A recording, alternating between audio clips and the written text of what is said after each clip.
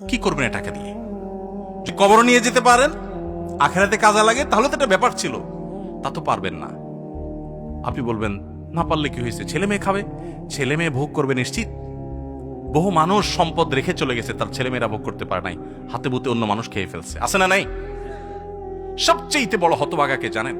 আল্লাহর জমিনে সবচেয়ে বড় দুর্ভাগা, সবচেয়ে বড় বেয়াকুব এবং নির্বোধ মানুষ হলো সে, যে যাদের জন্য চুরি করবে তারাও সে দায় নিবে না। কিয়ামতের দিন ছেলে আয়সা বলবে না, আব্বা চুরিদারি ডাকাতি 2 নম্বরই যা করছেন, ঘুষ সুদ যা খাইছেন আমাদের জন্যই তো খাইছেন, আল্লাহ আমার আব্বারা জাহান্নামে দিয়ে না, আমাদের নিয়ে যান।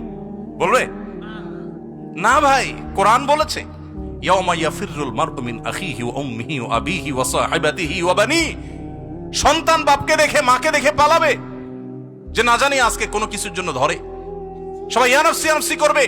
যাদের জন্য চুরি করবেন ওরাও দায় নিবে না। আপনার মতো নির্বোধ কে হতে পারে? সন্তানকে চুরির সম্পদ দিয়ে বড় করবেন না, সততা দিয়ে বড় করেন।